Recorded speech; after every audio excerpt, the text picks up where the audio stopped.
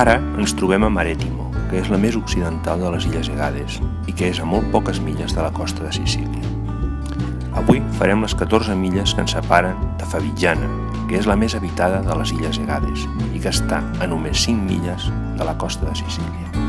Com que el trajecte és curt, ens recreem fent alguns bordos entre el conjunt d'illes que formen una gran reserva natural.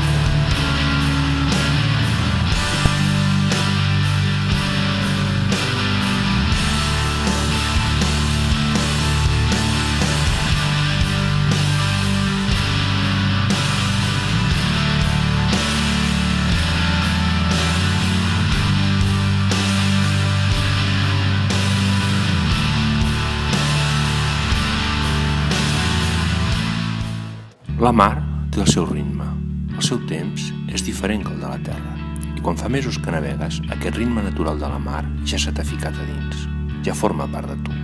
Aprens a no fer plans, tot està a mercè del vent i la mar. Ens estem a cada lloc fins que sentim que volem navegar, fins que la mar ens crida, fins que necessitem sentir aquest blau infinit que amb el seu moviment etern em calma i em fa sentir viu. Em fa sentir que sóc al meu lloc, l'únic lloc on tot té sentit.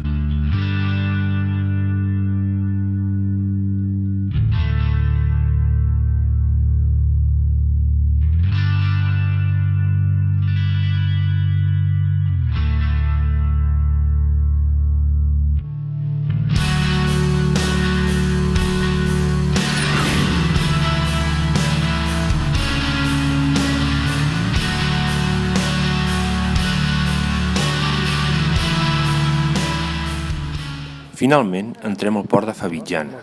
És un port petit però molt concorregut.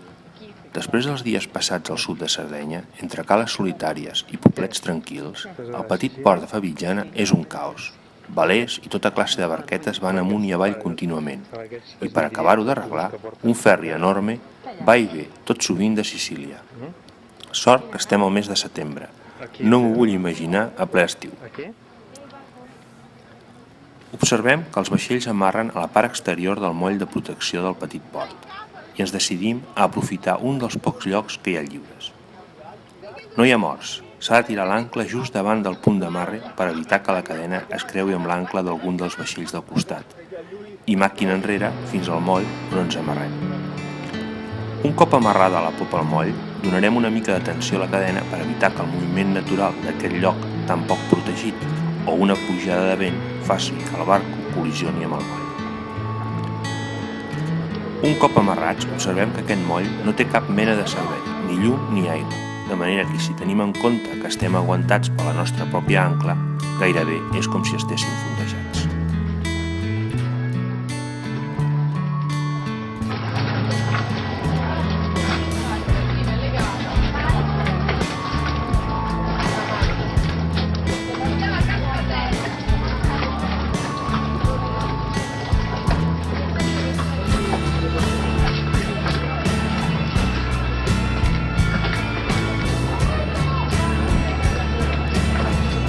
I ara que no m'entirarà l'anca. Quin? Que estàs dirigint les maniobres d'amarre, tu? Aquí o algú posa ordre o això serà un dur. Agafa la Zodiac i ves a posar ordre. És que la Zodiac no té gaire. Agafa la Zodiac i la bocina. I grava això. Això t'amarra de l'ancle. Aquí. Aquest de mar.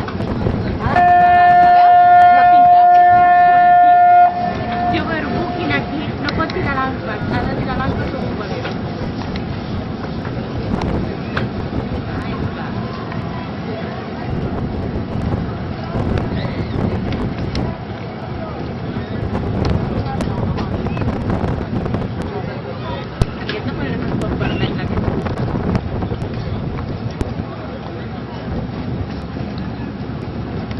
La cala és bonica i l'aigua és transparent.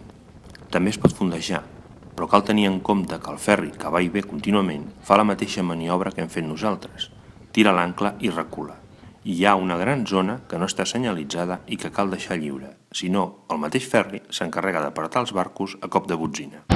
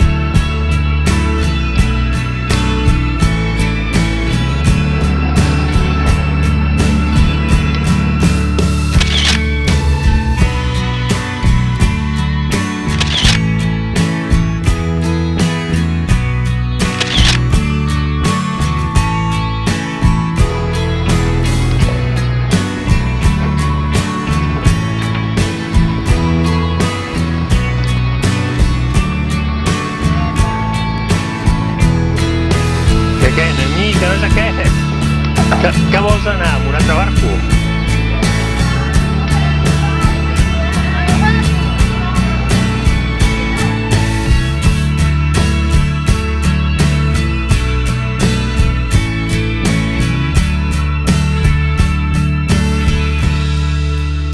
La tarda és molt calorosa i com que el lloc és molt bonic i l'aigua està tan neta, la Noemí es banya amb molt de compte amb les barques que contínuament van i venen.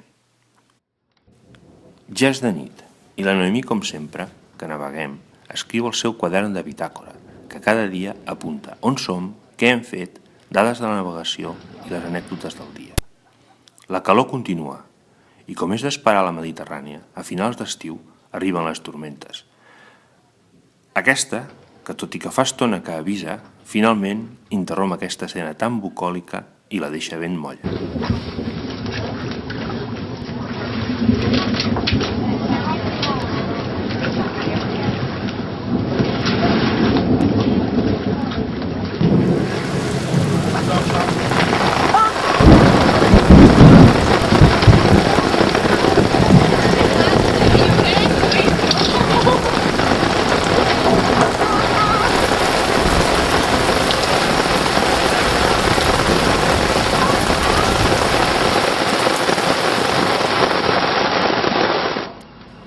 L'endemà al matí el cel torna a ser blau.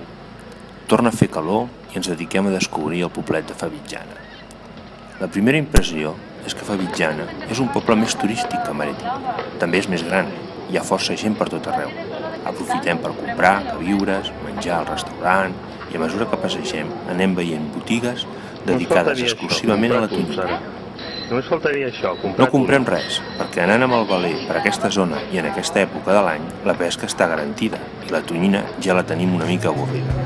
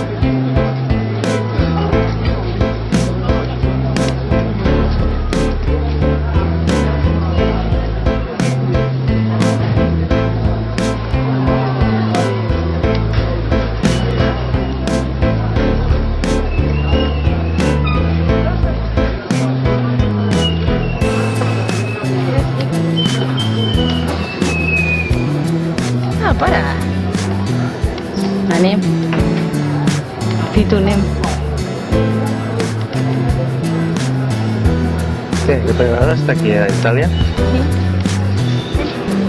Què has agradat Però més tu no compres res. d'aquest poble? Ho saps?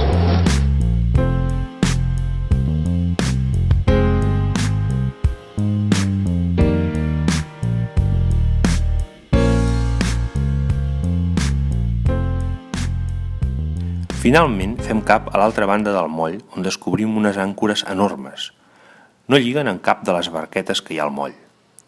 El misteri d'aquestes àncores ens encurioseix, i ja tenim diverses teories, però cap pot explicar com aquest petit port amb embarcacions petites pot necessitar tantes àncores i tan grosses. Ens dediquem a investigar. I finalment, un home gran, emocionat perquè ens interessem per aquest munt d'àncores, ens explica una història. La història de la seva vida i d'una tradició ancestral d'aquest poble, la matança. Favignana és una illa que ha fet de la pesca a la tonyina una font d'ingressos, però també una festa tradicional que ocupa a 50 persones, els Toneroti, durant 5 mesos per pescar la tonyina de forma col·lectiva i amb les mateixes arts que antigament. Continuen pescant amb una barca de rems i calant unes xarxes de la mateixa manera i al mateix lloc que ho han fet generacions i generacions de Toneroti.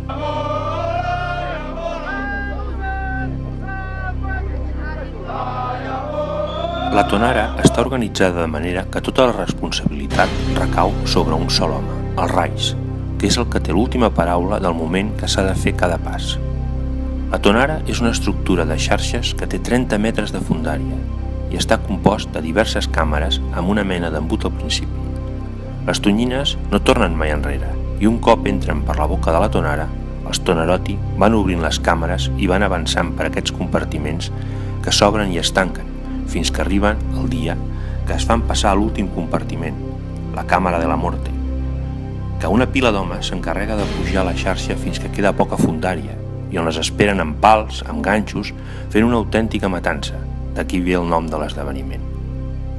L'aigua es tenyeix tota de vermell i els homes semblen embogir enmig de tanta sang. Segons tinc entès, un any després que nosaltres estéssim a Favignana, el 2007, es va suprimir definitivament la matança. Si voleu saber més sobre aquesta tradició tan autèntica de Favignana, us recomano la pel·lícula de David J. Hope, Tonara, que està disponible a YouTube i d'on són extretes aquestes imatges.